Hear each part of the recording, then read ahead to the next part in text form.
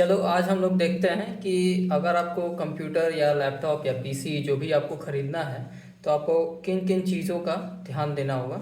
ठीक है, मैं यहाँ पे लिस्ट बना के रखा हूँ। ठीक है, तो आप चाहे ग्राफिक डिज़ाइनिंग करते हो, चाहे म्यूज़िक प्रोडक्शन करते हो, चाहे वीडियो एडिटिंग करते हो, चाहे कुछ भी, अगर किसी भी चीज़ से रिलेटेड अगर आपको लैपटॉप या पीसी लेना है तो आपको जो जो चीज़ें हम बताएंगे इन सब चीज़ों को अगर आप ध्यान से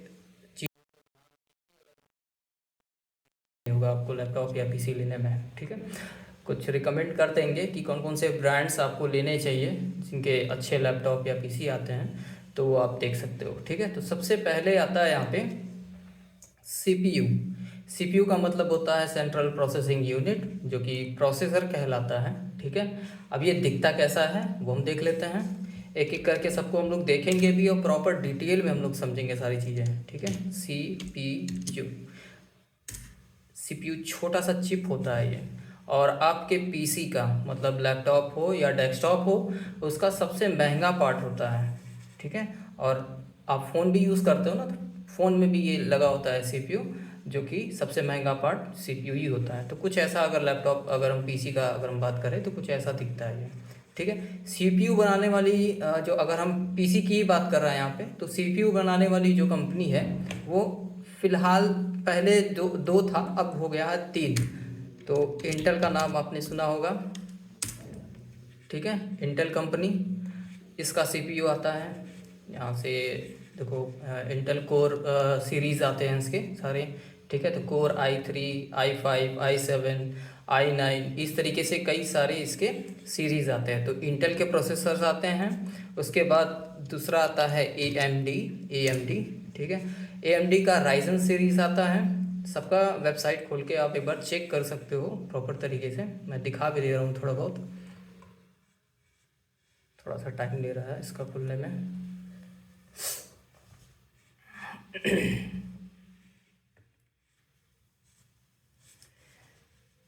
ठीक है, ए एम डी का लोगो देख लो, कुछ ऐसा दिखता है। अगर आपको इस तरीके का कहीं दिखे तो समझो कि इसमें जो प्रोसेसर लगा हुआ है वो ए एम डी का लगा हुआ है।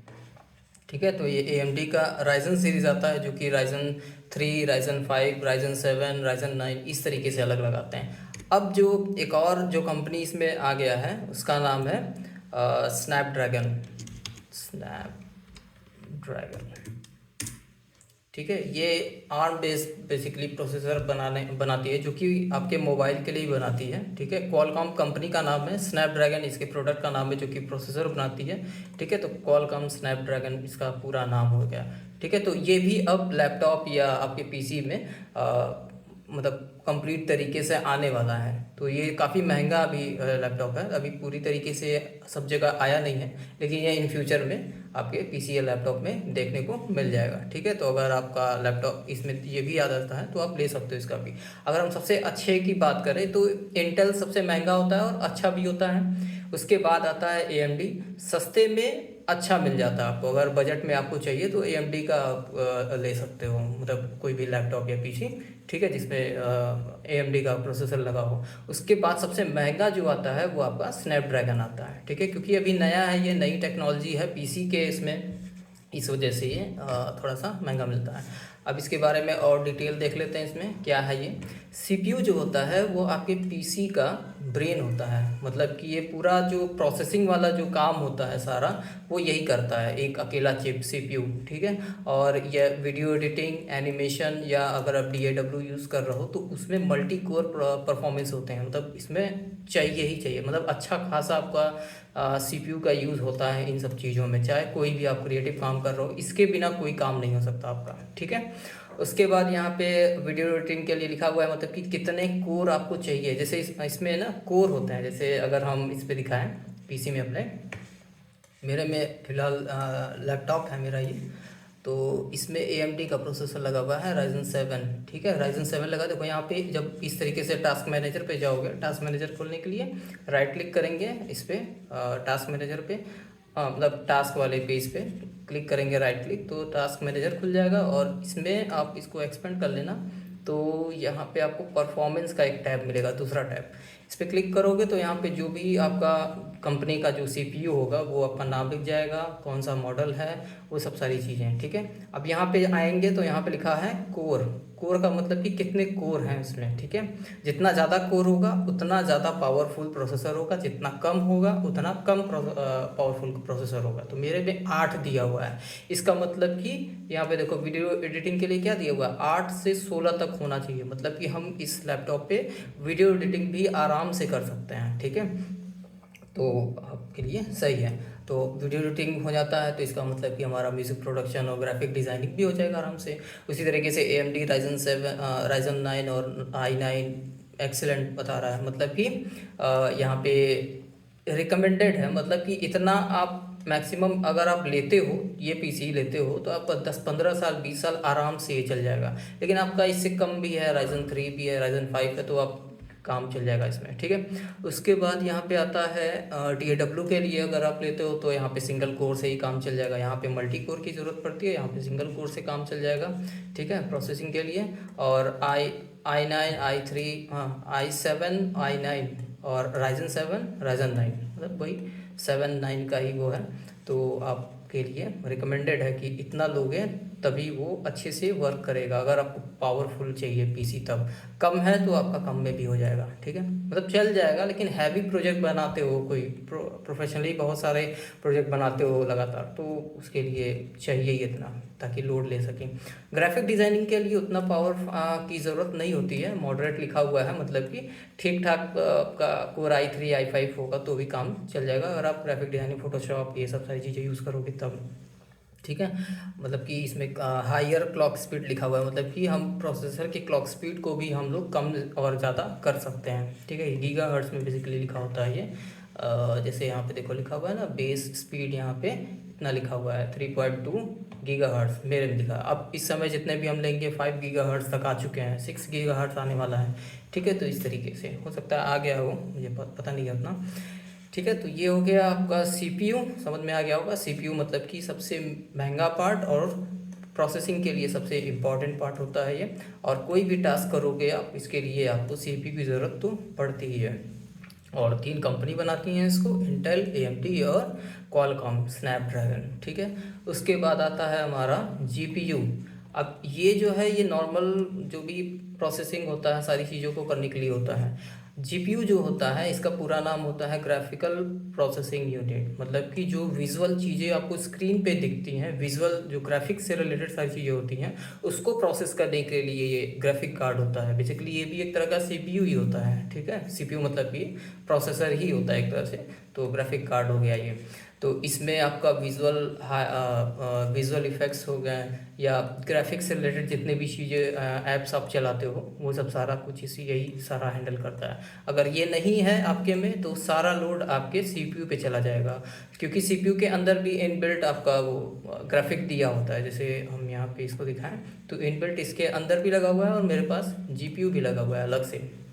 CPU में देखो यहाँ पे रेडियन ग्राफिक लिखा हुआ है, मतलब कि AMD के प्रोसेसर में जो इनबिल्ट ग्राफिक कार्ड होता है, ग्राफिक में जो मिलता है वो रेडियन का मिलता है, जो थोड़ा बहुत ग्राफिक के काम को हैंडल करने के लिए इनफ होता है। लेकिन आपको प्रॉपर चाहिए तो यहाँ पे NVIDIA का लगा हुआ है, तो NVIDIA GPU यहाँ से अलग से लगा हुआ है। तो मैं इस पर वीडियो एडिटिंग, फ़ोटो एडिटिंग कुछ भी हम कर सकते हैं इस पर, ठीक है। तो ये GPU हो गया। उसके बाद भाई वीडियो एडिटिंग के लिए लिखा हुआ है कि कौन सा आपके लिए बेस्ट रहेगा, तो NVIDIA सीरीज़ आता है बेसिकली। इसका NVIDIA कंपनी है बेसिकली, तो इसका RTX सीरीज़ आता है। आप 4070 4080 ले सकते हो, या AMD का RT 7900 सीरीज़ ले सकते हो। मतलब ये रिकमेंडेड वाला है, इससे कम भी अगर आता है तो आप कम से कम वाला भी ले सकते हो, ज़रूरी नहीं है आपको यही वाला लेना है, ठीक है। उसके बाद graphic card mid range, graphic designing के लिए आपको मिड ग्राफिक कार्ड रहेगा तो भी चल जाएगा, अगर नहीं है तो भी आपका कोई दिक्कत नहीं आएगा इसमें। लेकिन हाँ 3D काम, अगर 3D से रिलेटेड कोई काम कर रहे हो, जैसे कुछ एप्लीकेशंस होते हैं जिसमें 3D में सारी चीज़ों को बनाना पड़ता है, ग्राफिक पूरा बनाना पड़ता है, तो उसके लिए आपको ग्राफिक कार्ड यहाँ पे लगाना पड़ेगा। उसके बाद आता है यहाँ पे जी DAW के लिए बहुत कम ग्राफिक कार्ड की ज़रूरत पड़ती है। अगर नहीं है तो भी काम चल जाएगा, अगर है तो और अच्छी बात है, क्योंकि कुछ ऐसे प्लगइन्स होते हैं या कुछ ऐसी चीज़ें से हम लोग का जो सॉफ्टवेयर होता है वो पूरा मीटर चलता है, सारी चीज़ें विजुअल सारी चीज़ें दिखती है ना, तो उन सब का लोड जो है वो CPU पे ना जाके अगर आपके ग्राफिक कार्ड लगा हुआ है तो उस पर चला जाएगा, तो चीज़ें बढ़ जाती हैं। तो काफ़ी अच्छे तरीके से सारी चीज़ों को स्मूथली काम करेगा। सारा कुछ लिखा है ना यहाँ पे, help with UI smoothness and plug in with visual elements, मतलब कि बहुत सारे ऐसे प्लगइन्स होते हैं जिसमें बहुत सारा अच्छा विजुअल, इस समय तो और भी ज़्यादा विजुअल का वो हो गया है। ठीक है, तो DAW अगर आप यूज़ करो तो GPU है 2 GB 4 GB ऐसे रहे तो काम चल जाएगा आपका। अगर आपका नॉर्मल अगर आपको वीडियो एडिटिंग करना हो, ग्राफिक डिजाइनिंग करना हो, इसमें आपको कम से कम 4 GB तो चाहिए ही चाहिए। ऊपर कितना भी आपके पास चला जाए, 4 GB या 6 GB होता है, फिर 8 GB होता है, इस तरीके से आप ले सकते हो। लैपटॉप में तो इनबिल्ट होता है, बट आप अगर डेस्कटॉप है तो उसमें अलग से ऑप्शन दिया रहता है। ठीक है, तो ग्राफिक कार्ड अगर हम देखें यहाँ पे तो कुछ ऐसा दिखता है ग्राफिक कार्ड।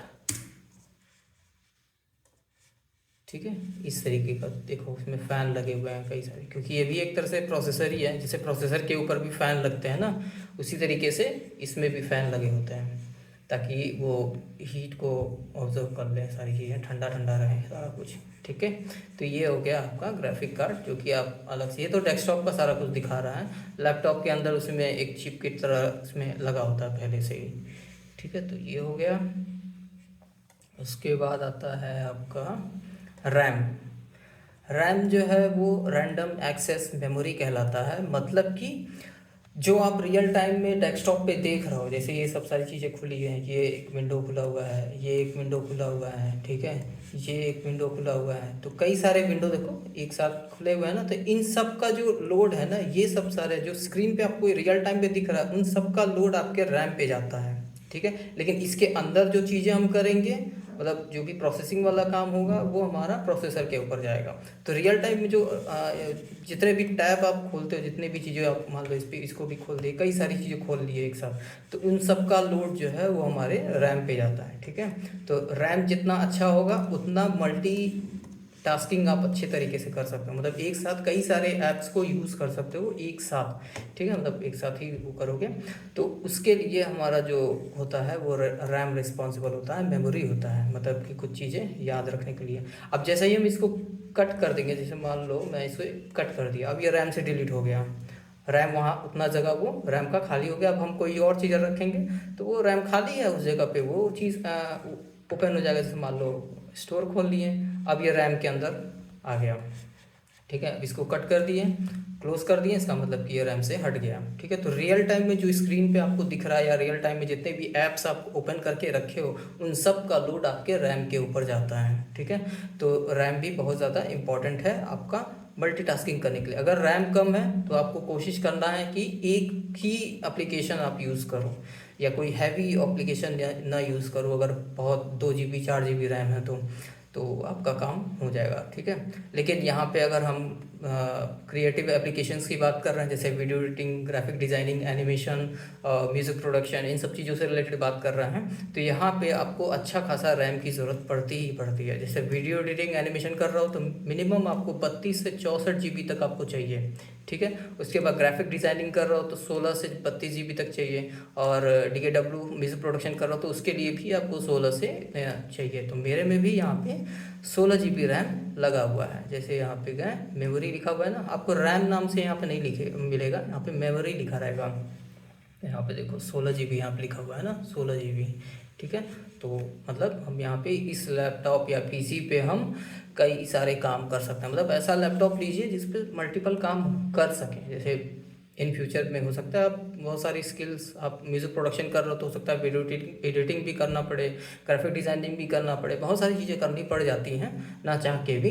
लेकिन इसीलिए फ्यूचर को देख के आप हमेशा उस चीज़ को लेना चाहिए। ठीक है, तो वो चीज़ है। तो ये हो गया रैम। रियल टाइम जो भी स्क्रीन पे दिख रहा है उसके लिए होता है।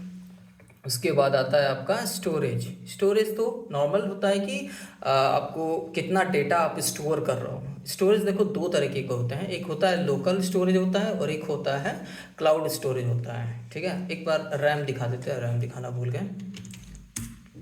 रैम राम नहीं बोलते हैं इसको, रैम बोलते हैं। ठीक है, रैंडम एक्सेस मेमोरी। देखो रैम कुछ ऐसा दिखता है, देखो ये। ठीक है, ये बड़ा वाला है, यानी कि ये डेस्कटॉप पीसी के लिए है। और अगर हम छोटे वाले की बात करें, देखो ये छोटा है, तो ये लैपटॉप वाला रैम है। अब जो लैपटॉप जितने भी आ रहे हैं, मैक्सिमम लैपटॉप में ये मदरबोर्ड में ही सोल्डेड होते हैं, मतलब उसी में फिट हो जाता है, मतलब उसी में पहले से ही लगा होता है, सारी चीज़ें फिट हो जाता है उसमें अलग से, मतलब उसको निकाल नहीं सकते आप, सोल्डेड होता है सारी चीज़ें। तो अगर इस तरीके का दिया हुआ है, इसका मतलब कि आप उसमें रैम बढ़वा सकते हैं बाद में। मान लो 8 GB है, 16 GB करना है तो 8 GB का और लगा सकते हो, मतलब इसको एक्सपेंड कर सकते हो।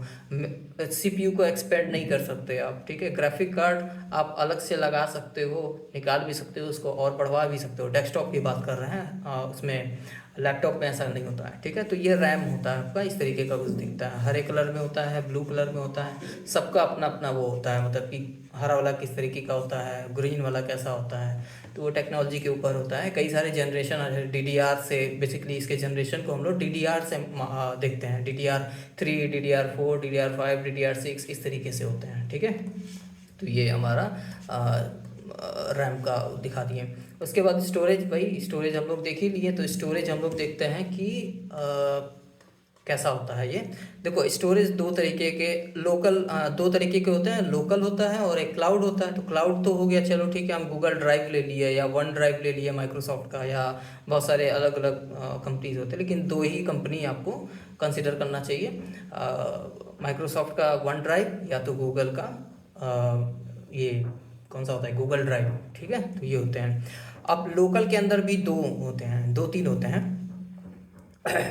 पहला सबसे पुराना होता है एच टी डी लिखना ना भाई, HDD, मतलब कि हार्ड डिस्क बोलते हैं बेसिकली इसको। ये फिजिकल मूवमेंट पे ये काम करता है, जैसे इस तरीके का होता है। इसको अगर हम खोलेंगे तो इसमें कैसेट जैसे नहीं होता था CD, वैसा ही ये CD लगा होता है इसमें, कई सारे लेयर्स में वो पूरा घूमता है, उसके अंदर वो सारी चीज़ें मैग्नेट के उसमें डेटा स्टोर होता है आपका। तो ये क्या होता है कि ये जल्दी घूमता है ना, वो एक तरह से जब CD घूमता है तो उसमें स्क्रैचेस पड़ जाते हैं, तो वो जल्दी ख़राब हो जाता है। बेसिकली ये ख़राब जल्दी हो जाता है, ज़्यादा लॉन्ग लास्टिंग नहीं होता है। लेकिन अगर आप इसमें लेते हो, अगर आप इसमें डेटा स्टोर करते हो, तो आपका डेटा सेफ रहता है और रिकवर हो सकता है इसमें। ठीक है, और जो दूसरा आता है जिसको बोलते हैं हम लोग SSD, वो जो होता है वो कुछ ऐसा दिखता है, रैम जैसा भी दिखता है। ये NVMe करके SSD, इसमें भी दो तरीके के होते हैं। एक नॉर्मल वाला होता है जो हमारे हार्ड डिस्क जैसा ही दिखता है, लेकिन इसके अंदर भी वही चिप बेस होता है, बेसिकली चिप लगा होता है, इसमें कोई फिजिकल मूवमेंट नहीं होता है, चिप होता है। अगर वो चिप जल गया, कुछ भी जल गया, तो आपका डेटा पूरा गया और ये कभी रिकवर भी नहीं हो सकता, ये ख़राब हो जाता है। लेकिन ये चिप लगा हुआ है, कोई फिजिकल मूवमेंट नहीं हो रहा है, इस वजह से इसका स्पीड बहुत ज़्यादा होता है, मतलब डबल से ट्रिपल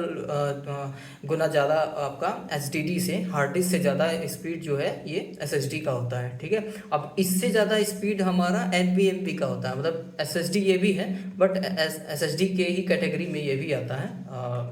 NVMe बेसिकली यहीं कहीं लिखा होगा कहीं पे कुछ, देखो सॉलिड स्टेट ड्राइव लिखा हुआ है ना, इसका SSD का पूरा नाम होता है सॉलिड स्टेट ड्राइव, और HDD का पूरा नाम होता है हार्ड डिस्क नॉर्मल।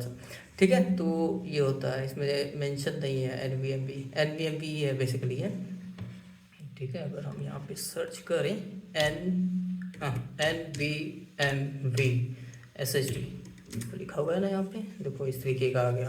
तो जितने भी होते हैं वो कुछ ऐसा ही दिखता है NVMe, मतलब अगर रैम जैसा दिख रहा है तो NVMe है, और अगर आपको नॉर्मल हार्ड डिस्क जैसा दिखता है ऐसा वाला, तो ये नॉर्मल वाला है। मतलब इसका स्पीड बहुत ज़्यादा नहीं होता है, इससे ज़्यादा स्पीड आपको चाहिए तो यहाँ पे आपको मिलेगा।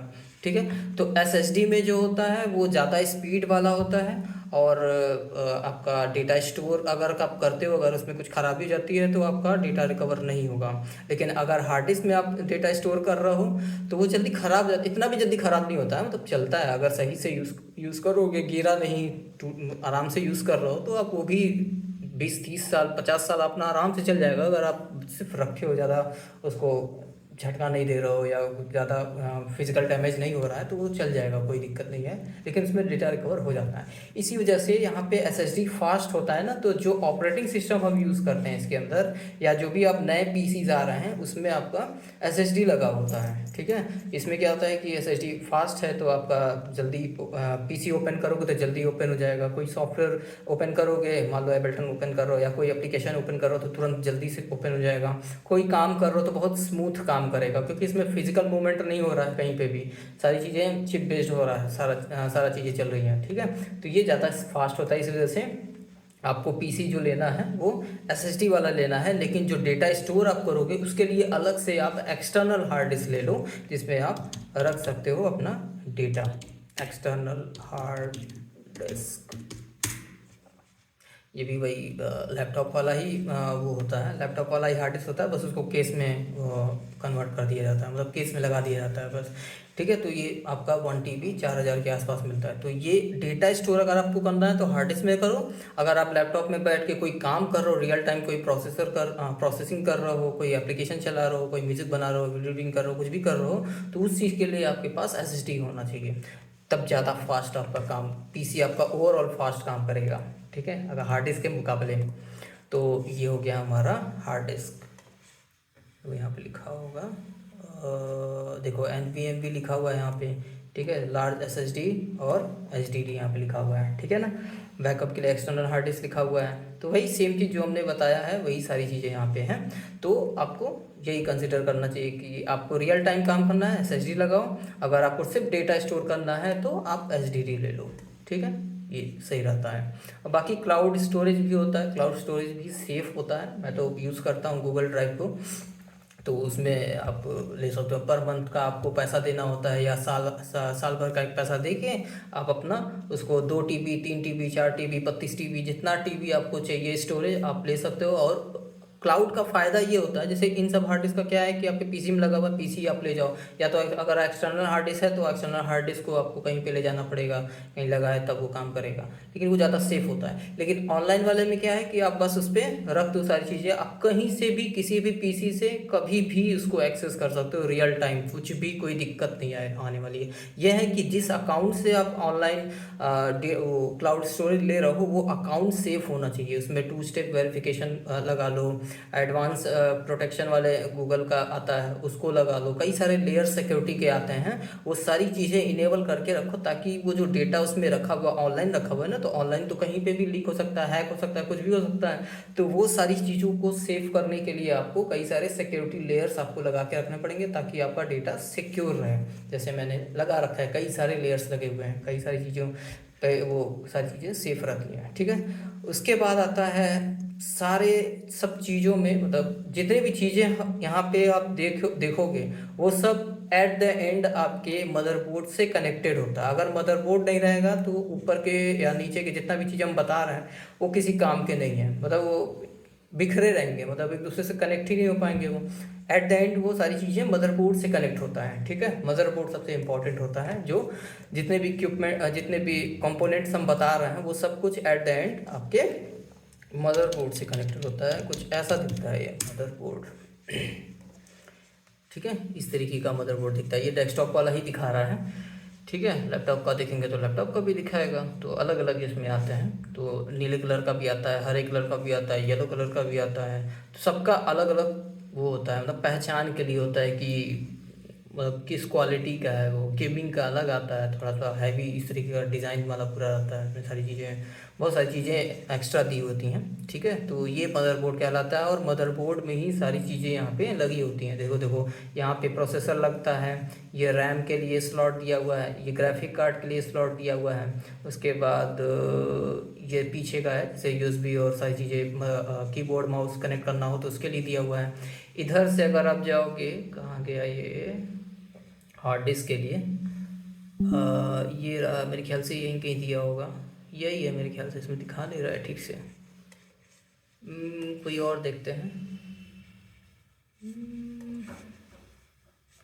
तो साफ भी नहीं है, कहाँ गया, हाँ ये रहा, कहाँ गया जी, यही है ना शायद, यही है शायद, एक वो होता है साटा केबल लगाने के लिए होता है, जहाँ पे आपका हार्ड डिस्क या एसएसडी कनेक्ट होता है।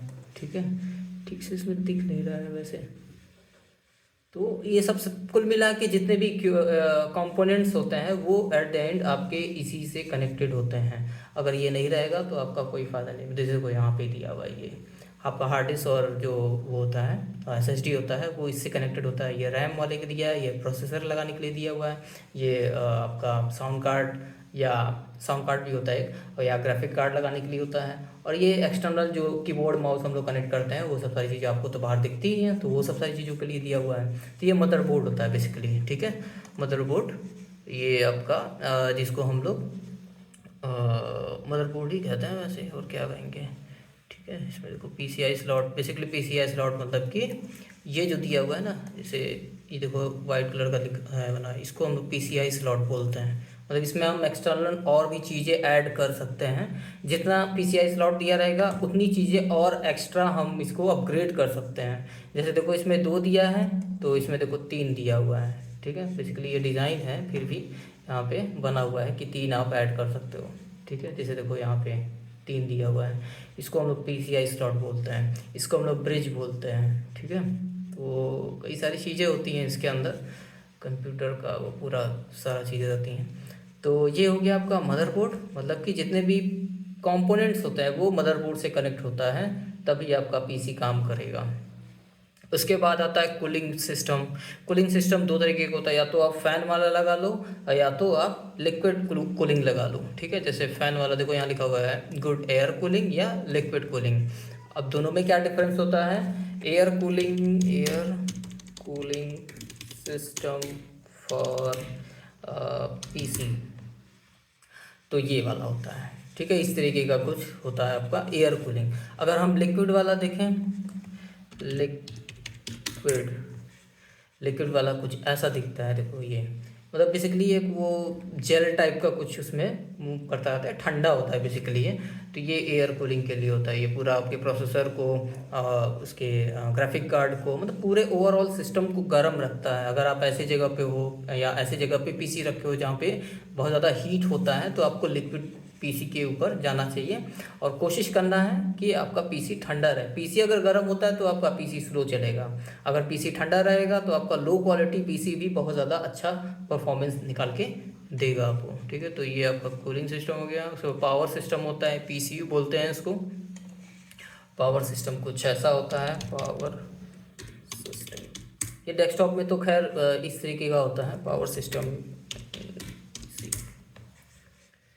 इस तरीके का होता है, ये पावर पीसी है। मतलब ओवरऑल जितने भी कंपोनेंट्स हैं उन सबको पावर देने का काम यही करता है। ठीक है, आपका मदरबोर्ड डायरेक्टली इसी से कनेक्टेड होता है। उसके बाद मदरबोर्ड से ही सारे कंपोनेंट कनेक्टेड हैं, तो उसको सबको पावर वही डिस्ट्रीब्यूट कर देता है, किसको कितना पावर देना है, तो उस हिसाब से ये होता है। लैपटॉप में तो खैर वो मदरबोर्ड में ही सारी चीज़ें लगी होती हैं, बैटरी के थ्रू सारी चीज़ें चलती हैं, बैटरी को हम लोग चार्ज करते हैं, डायरेक्ट नहीं होता है वो। ठीक है, तो इस तरीके का तो 650 से 850 वाट का होता है ये सब सारी चीज़ें। इसके बाद आता है आपका मॉनिटर।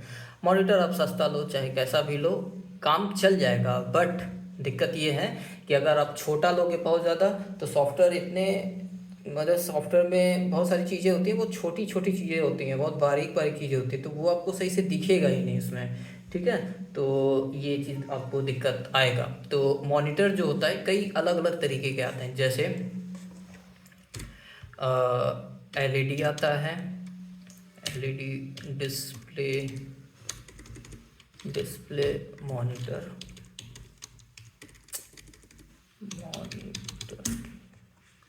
ठीक है, ये एलईडी होता है। मतलब कि एलईडी में दिक्कत क्या है कि ये छोटे बड़े हर तरह के आते हैं, बेजल्स बहुत ज़्यादा, बेजल्स का मतलब होता है ये जो किनारे ब्लैक कलर का दिख रहा है ना, ये ज़्यादा मिलता है इसमें, तो ये होता है। एलईडी में क्या है कि आप सामने से देखोगे तो ठीक दिखेगा, लेकिन ज़रा सा भी इधर उधर मूव करोगे आप, अलग अगल से बगल से कहीं से दिखोगे तो वो अजीब सा वो दिखेगा ही नहीं सही से। उसके बाद आता है एलईडी थोड़ा सा और अच्छी क्वालिटी का देखना है तो यहाँ पे आता है IPS। ये थोड़ा सा और ज़्यादा अच्छा दिखता है, मतलब कि इसमें ब्लैक थोड़ा ठीक ठाक, मतलब कुछ हद तक वो सही दिखेगा आपको। उतना भी अच्छा कॉन्ट्रास्ट ही उतना नहीं होता है जितना आप आगे वाला भी हम बताएंगे। तो ये एलईडी से अच्छा है। इसमें क्या है कि आप बगल से भी देखो, कहीं से भी देखो, ये सही दिखेगा, बट उतना अच्छा कलर के मामले में उतना एक्यूरेट नहीं होता है, ठीक है। आईपीएस के बाद आता है आपका O O L E D. LED था वो, अब यहाँ पे ओ एलईडी आ गया। तो ओ एलईडी में क्या हो गया कि आपका ओलेड बोलते हैं बेसिकली इसको। इसमें आपको प्रॉपर एकदम जो ब्लैक होता है एग्जैक्ट ब्लैक दिखेगा, और सारी चीज़ें कलर वलर एकदम बढ़िया पंची दिखेगा, और सारी चीज़ें मतलब ग्राफिक का काम करने में, और या वीडियो एडिटिंग कर रहे हो उसके काम के लिए ये डिस्प्ले सही होता है, महंगा होता है। जैसे जैसे हम बढ़ते जा रहे हैं वैसे वैसे ये महंगा होता जाएगा। उसके बाद आता है एमोलेड, AMOLED। तो पहले सही है, तो एमोलेड बोलते हैं इसको। ये ओलेड से थोड़ा और ज़्यादा हैवी और ज़्यादा एक्यूरेट कलर के लिए देखना हो तो एमोलेड आपको जा सकते हो, ठीक है। तो जैसे जैसे आप बढ़ते जाओगे वैसे वैसे स्क्रीन रेजोल्यूशन भी बढ़ता जाता है। स्क्रीन रेजोल्यूशन का मतलब है कि छोटी सी छोटी चीज़ें भी आपको एकदम अच्छा क्लियर दिखेगा। अगर स्क्रीन रेजोल्यूशन आपका कम है, जैसे 2K होता है, 4K होता है, 8K होता है, फुल HD होता है, HD होता है, VGA होता है, इस तरीके से होता है, ठीक है। तो ये सब सारी चीज़ें स्क्रीन रेजोल्यूशन होता है ये, ठीक है। और स्क्रीन रेशियो एक होता है कि कितना चौड़ा है, कितना उसका विड्थ है, वो सब सारी चीज़ें रेशियो कहलाता है, ठीक है। तो ये आपको मॉनिटर, अगर आपको वीडियो एडिटिंग करना हो या ग्राफिक डिज़ाइनिंग करना हो तो आपको हाई क्वालिटी सारी चीज़ें चाहिए, मतलब कि 4K। मतलब इसमें तो आपको कोई कम कंजूसी या कमी नहीं करना चाहिए वैसे कि, नहीं तो आपके काम पे असर पड़ेगा, ठीक है। अगर आप डिस्प्ले अच्छा नहीं लोगे तो आपका वीडियो एडिटिंग और ग्राफिक डिज़ाइनिंग में दिक्कत आएगी, मतलब एक्यूरेट कलर ही नहीं रहेगा आपका। देखोगे जैसा वैसा ही तो कलर कर पाओगे, वही वैसा चीज़ होता है। तो यहाँ पे 4K हो गया, आईपीएस पैनल यहाँ पे लिखा हुआ है कि कलर एक्यूरेशन आईपीएस पैनल ले सकते हो थोड़ा बहुत। उसके बाद आपका RGB, ये सब सारी चीज़ें, मतलब sRGB, मतलब कि यहाँ पे RGB का मतलब क्या होता है, रेड, ग्रीन और ब्लू, मतलब तीनों। और ये सुपर हो गया यहाँ पे, सुपर RGB, ठीक है। मतलब कि जितने भी तीनों कलर होते हैं उन्हीं 3 कलर से बाकी सारे कलर बनते हैं। तो वो कलर अगर आपको एक्यूरेट दिखेगा, इसका मतलब कि पूरा जो कलर का चीज़ें हैं वो सब सारी चीज़ें आपको बढ़िया दिखेगा। उसके बाद DAW के लिए ठीक ठाक मॉनिटर आप ले सकते हो, कोई दिक्कत नहीं है। एनिमेशन के लिए, एनिमेशन में हाँ, इसमें क्या है कि आपको अच्छी क्वालिटी का डिस्प्ले चाहिए। एक और चीज़ होता है जो कि रिफ्रेश रेट कहलाता है। रिफ्रेश रेट का मतलब हो गया कि जितना ज़्यादा रिफ्रेश रेट होगा उतना स्मूथ आपका डिस्प्ले दिखेगा। जैसे ये जो डिस्प्ले मेरा है ये 120 हर्ट्ज है, तो इस पर हम मूव करेंगे तो मुझे खैर ये बहुत स्मूथ दिखेगा। वो डिपेंड करता है कि वीडियो किस FPS पे बन रहा है, 60 पे या 30 पे या किस पे। तो यहाँ पे जो भी चीज़ हम यहाँ पे चला रहे हैं वो बहुत स्मूथ चल रहा है, मतलब मुझे ऐसा फील हो रहा है, क्योंकि मेरे डिस्प्ले पे ये चल रहा है ना। आपके जब वीडियो पे देखोगे तो उतना फील नहीं होगा वो, लेकिन यहाँ पे सारी चीज़ें बहुत स्मूथ चल रही हैं। तो जितना ज़्यादा रिफ्रेश रेट होगा उतना स्मूथ आपका सारी चीज़ें चलेंगी। कहाँ गया मदरबोर्ड, पावर, मॉनिटर, ये रहा। तो एनिमेशन में क्या होता है कि एनिमेशन में हम कैरेक्टर्स को डिजाइन करते हैं, फिर उसको मूव करते हैं ना, मूव कराते हैं कि उसको कूदना है, दौड़ना है या बैठना है, क्या करना है, तो वो मूव एक तरह से हो रहा है, ठीक है। तो वो मूवमेंट जो है वो बहुत स्मूथ सारी चीज़ें हों, उस कंडीशन में आपको हाई रिफ्रेश रेट का चाहिए होता है, मतलब 120 हर्ट्स, वहाँ 120 हर्ट्स और 440 हर्ट्स, ठीक है। इससे नीचे जाओगे तो आपको थोड़ा सा अटकता हुआ दिखेगा, मतलब फ्रेम सारी चीज़ें दिखेंगी, ठीक है। तो उतना स्मूथ आपको फील नहीं होगा एनिमेशन में। तो अगर आप एनिमेशन करते हो या करने वाले हो तो रिफ्रेश रेट पे आपको ध्यान देना चाहिए। अगर आप डिस्प्ले खरीद रहे हो, अगर DAW ले रहे हो तो नॉर्मल वाइड स्क्रीन होगा तो चल जाएगा, लेकिन कम से कम LED होना चाहिए आपका, तभी वो बढ़िया रहेगा, मज़ा आएगा थोड़ा सा काम करने में। आँखों के लिए भी सही रहता है ना, जितना अच्छा क्वालिटी का डिस्प्ले लोगे उतना ज़्यादा देर तक काम करना होता हमें, तो वो आँखों के लिए भी सही होता है, ठीक है। उसी तरीके से वीडियो एडिटिंग अगर आप कर रहे हो तो इसमें तो आपको कलर का ही सारा का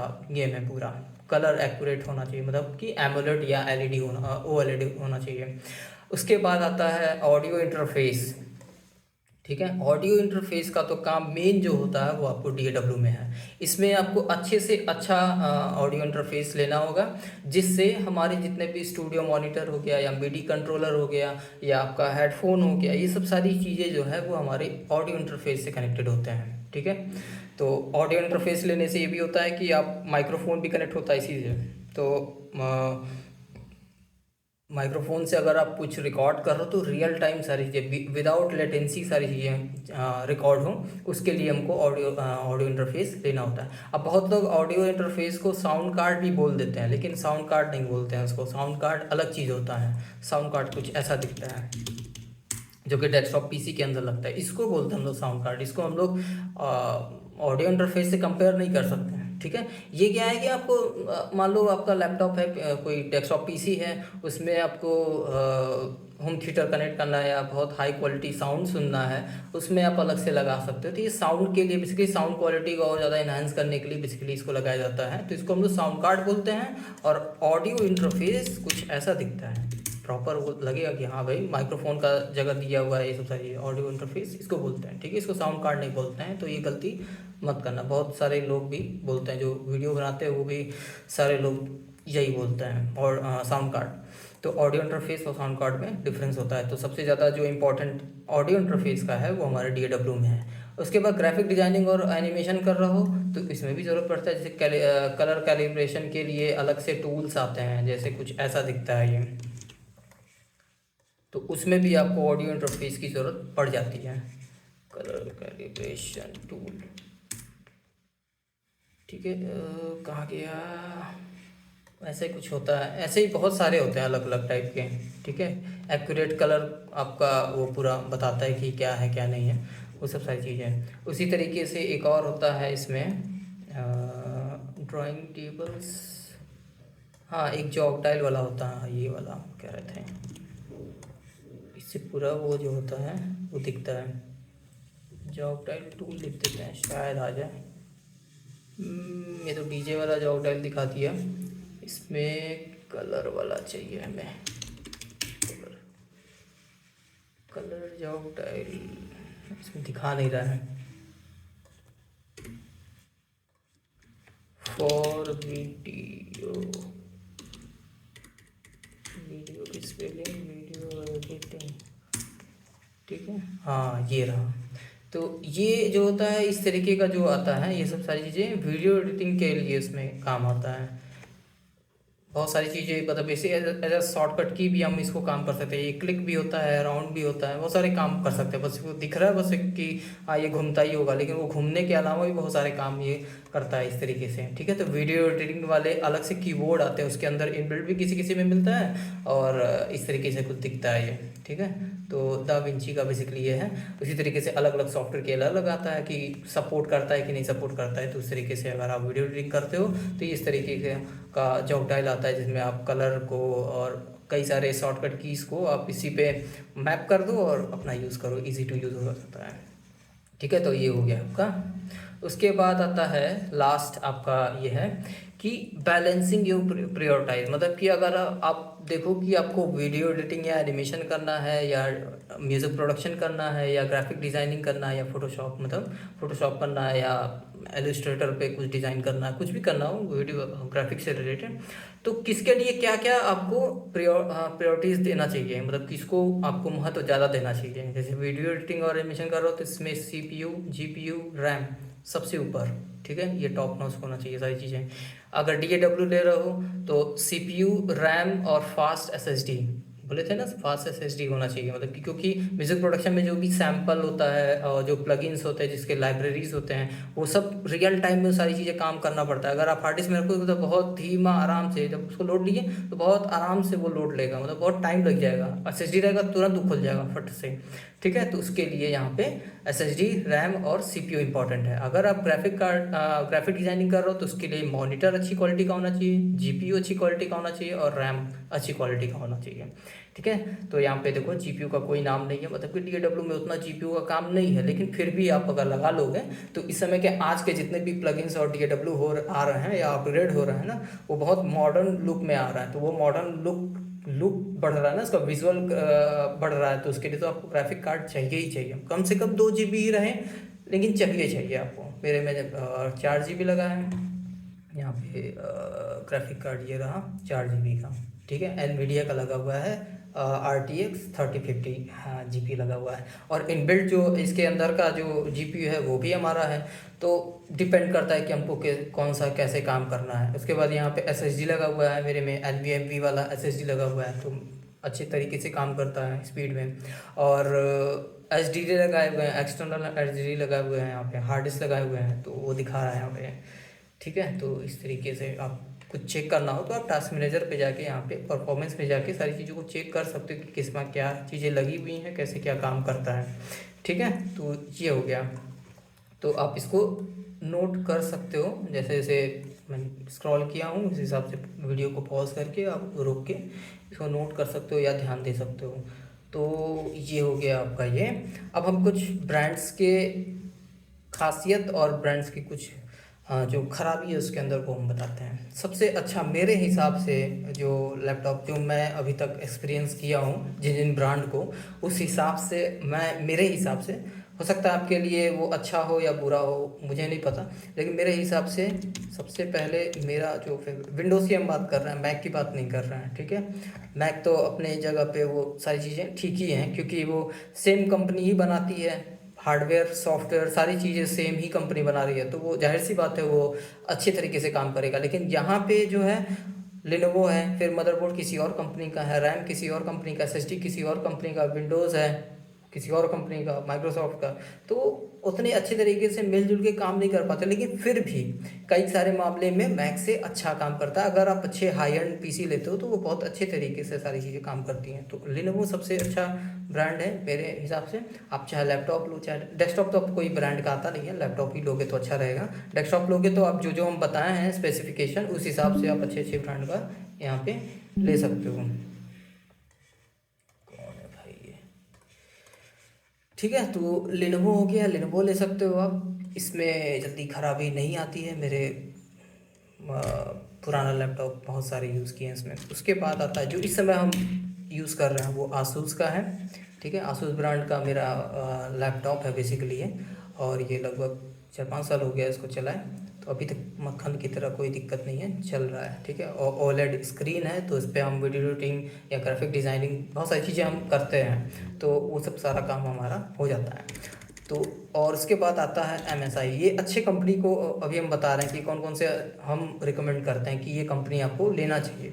उसके बाद आता है MSI, ठीक है। तो ये 3 ब्रांड जो है वो मेरे हिसाब से अच्छे हैं। उसके बाद दिक्कत वाली बात आती है यहाँ पे HP का आप ले सकते हो, बहुत सुंदर लैपटॉप आते हैं, लेकिन दिक्कत ये है इसमें कि ये हीट बहुत ज़्यादा करता है। इसमें टच पैड में दिक्कत आ जाती है, कभी कभी कीबोर्ड में दिक्कत आ जाती है, मतलब कुछ ऑप्टिमाइजेशन का कुछ सॉफ्टवेयर सही से काम नहीं कर पाते हैं, ड्राइवर नहीं सही से काम कर पाता है, तो बहुत सारी चीज़ें ऑप्टिमाइजेशन का दिक्कत आता है। जैसे हम बताएं ना कि अलग अलग कंपनी का सारी चीज़ें होती हैं, तो उस हिसाब से ये सही तरीके से ये काम नहीं करता है, लेकिन दिखने में बहुत सुंदर लगता है। उसके बाद आता है जो मुझे एकदम नहीं पसंद है, वो है डेल में भी वही सेम चीज़ है कि ऑप्टिमाइजेशन बहुत बेकार है इसका। ये इसीलिए ये होम सर्विस देते हैं कि जाहिर सी बात है इनको पता है कि प्रॉब्लम्स तो आती हैं, इसी वजह से घर जाके ही हम सही करेंगे, तभी हमारा लैपटॉप या जो ब्रांड का वो सारी चीज़ें हैं वो बिकेगा। इसी वजह से घर पे आके आपका जो भी दिक्कत होगा वो सोल्यूशन करके जाएंगे। लेकिन फिर भी आप ना लो तो ज़्यादा अच्छा है, वो उस टाइम जितने टाइम में वो बनाएगा उतने टाइम में आप कुछ और काम कर लोगे, ठीक है। तो अच्छी कंपनी का लो तो ज़्यादा अच्छा है। तो डेल में ये दिक्कत है कि आपका कीबोर्ड माउस ये सब शॉर्ट बहुत जल्दी ख़राब हो जाते हैं।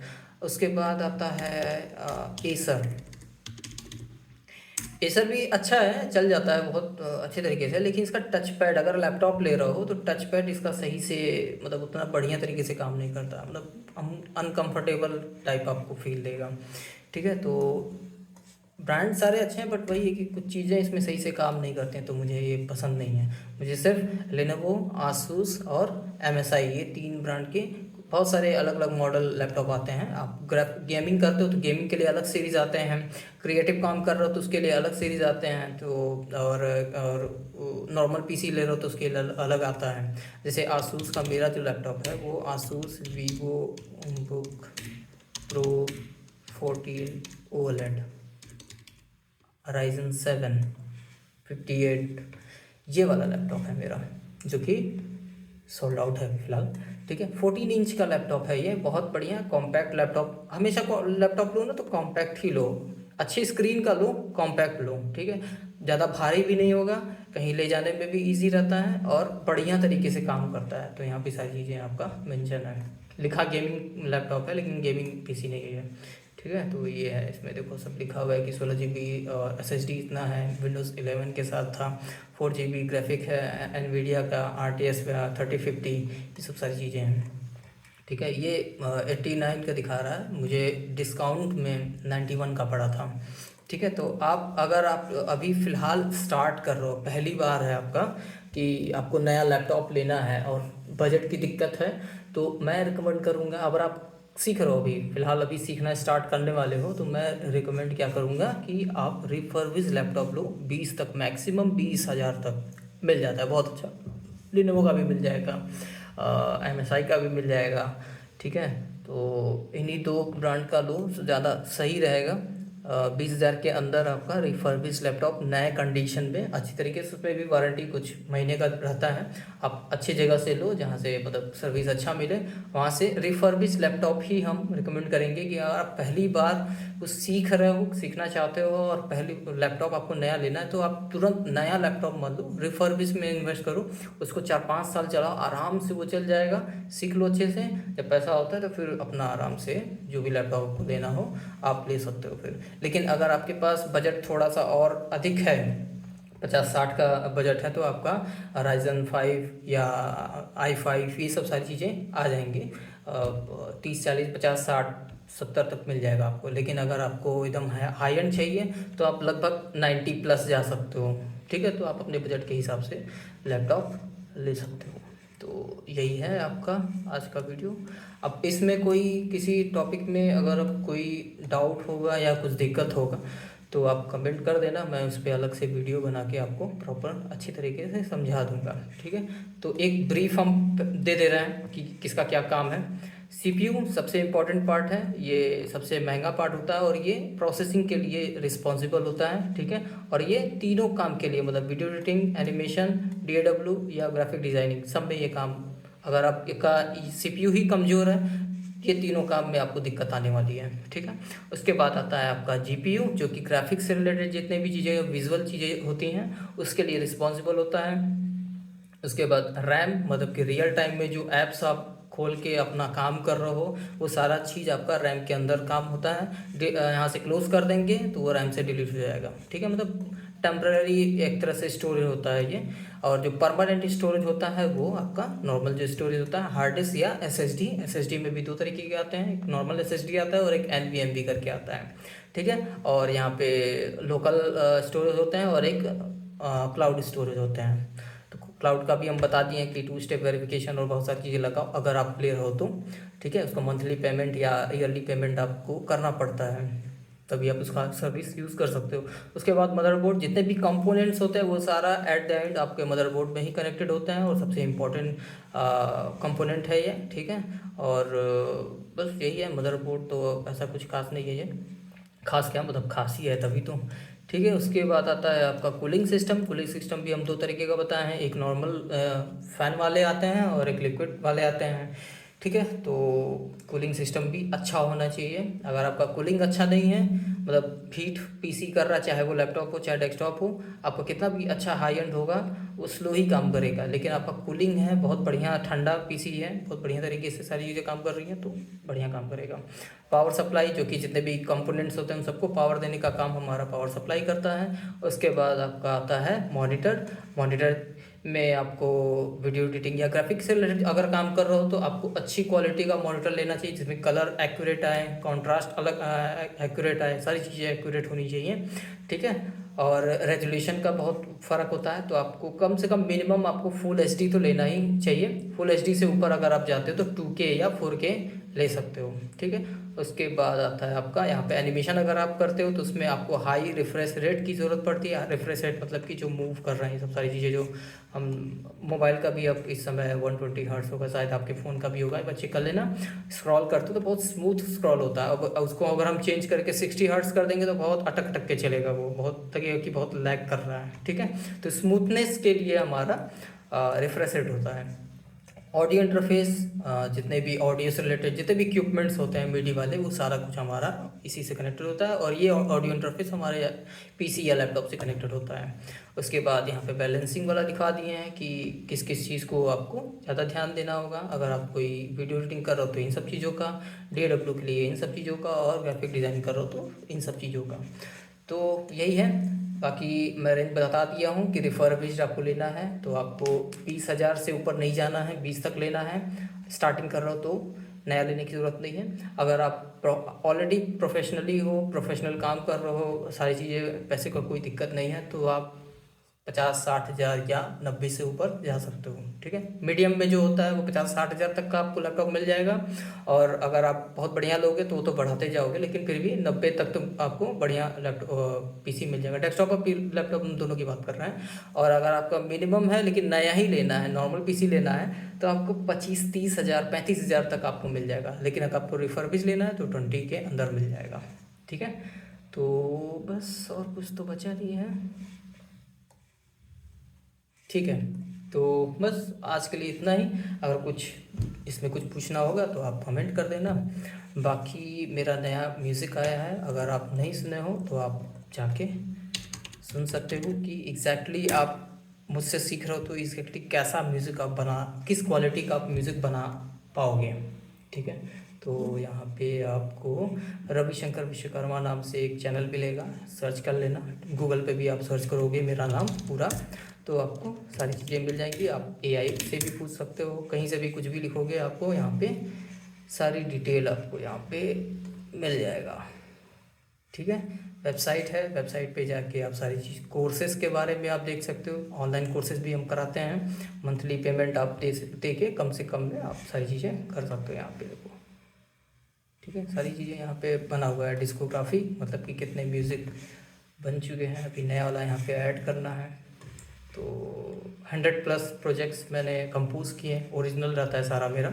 ठीक है, उसके बाद कोर्सेज में जाओगे आप तो यहाँ पे आपको कोर्सेज भी अलग अलग टाइप के मिल जाएंगे। एडवांस मिक्सिंग एंड मास्टरिंग का कोर्स मिल जाएगा आपको, अफोर्डेबल म्यूज़िक प्रोडक्शन का कोर्स मिल जाएगा, रिकॉर्डिंग या मिक्सिंग सीखना हो सिर्फ तो उसके लिए, बीट मेकिंग करना हो जैसे रैप करते हो आप तो उसके लिए है, रिमिक्स बनाना हो, मिक्सिंग मास्टरिंग बेसिक आपको जानना है थोड़ा बहुत। और अलग से हम जो आप आज आपको ये सब सारी चीज़ें बताए हैं ये तो बहुत लिमिटेड उसमें बताएं कि हाँ चलो ठीक है आप लैपटॉप लेना है क्या क्या चीज़ें ध्यान देना, लेकिन इसके अंदर भी बहुत सारी चीज़ें होती कि CPU के बारे में, हर एक कंपोनेंट के बारे में पूरा डिटेल में, म्यूज़िक प्रोडक्शन फंडामेंटल्स मतलब म्यूज़िक प्रोडक्शन को करने के लिए कंप्यूटर में क्या क्या चीज़ें आपको जाननी चाहिए, वो सब सारा कुछ आपको यहाँ पे सीखने को मिलेगा कि आप DAW कैसे इंस्टॉल करोगे, ऑपरेटिंग सिस्टम कैसे इंस्टॉल करते हैं, VST कैसे इंस्टॉल करते हैं, उन सबको कैसे क्या चीज़ें सेटिंग करना होता है, वो सब कुछ आपको इस कोर्स के अंदर आपको सिखाया जाता है। तो कंप्यूटर से रिलेटेड सारा ये कोर्स है। ठीक है, तो आप एक बार चेक कर लेना, rcravimusic.in नाम से वेबसाइट है यहाँ पे। ठीक है, आप डायरेक्टली यहाँ से भी ओपन कर सकते हो, यूट्यूब से भी।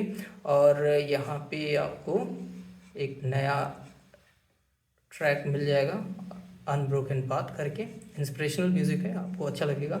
ठीक है, इसमें पूरा सिनेमैटिक और सिनेमैटिक ड्रम्स, सिनेमैटिक इंस्ट्रूमेंट्स का यूज़ किया गया है। और पिछले साल जो लास्ट दिसंबर 31 दिसंबर को रिलीज़ किए थे वो न्यू एज म्यूज़िक था, ये भी आप सुन सकते हो। बाकी और भी बहुत सारे म्यूज़िक है, अलग अलग चैनल के हिसाब से आपको म्यूज़िक मिल जाएगा यहाँ पे, आप सुन के एक बार। डॉक्यूमेंट्री भी है कई सारे, आप देख सकते हो। ठीक है, तो इस तरीके से आप जान सकते हो कि अगर आप इस चैनल पर आए हो तो किस तरीके का म्यूज़िक आप बनाना सीख पाओगे, किस तरीके का मतलब क्या क्वालिटी रहेगी उसकी, वो सब सारी चीज़ें। तो ये आप सुन लेना, और अगर आप अच्छा लगे तो इसी पे आप कमेंट भी कर देना।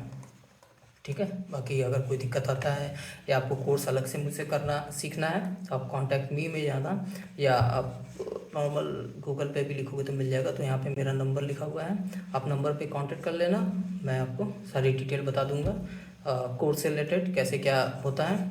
ठीक है, तो बस आज के लिए इतना ही रखते हैं, मिलते हैं अगले वीडियो में।